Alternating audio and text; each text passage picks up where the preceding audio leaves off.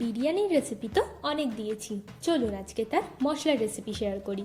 By the way, আমি আপনাদের Trisha and welcome to my channel Trisha সিক্রেটে। আর আজকে আমি বানাচ্ছি খুব সহজ পদ্ধতিতে বিরিয়ানির মশলা। তাহলে চলুন শুরু করা যাক।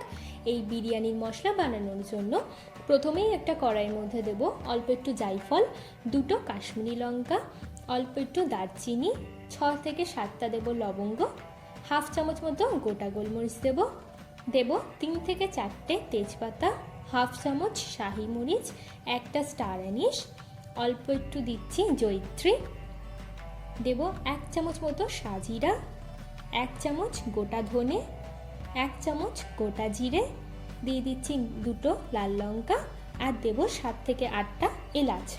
এবার একদম কম আছে আমি মশলাগুলোকে খুব ভালো করে ভেজে নেব।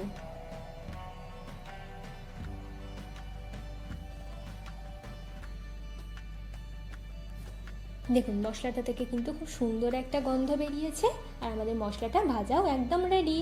চলুন এবার এটাকে একদম আমরা ঠান্ডা করে নেব।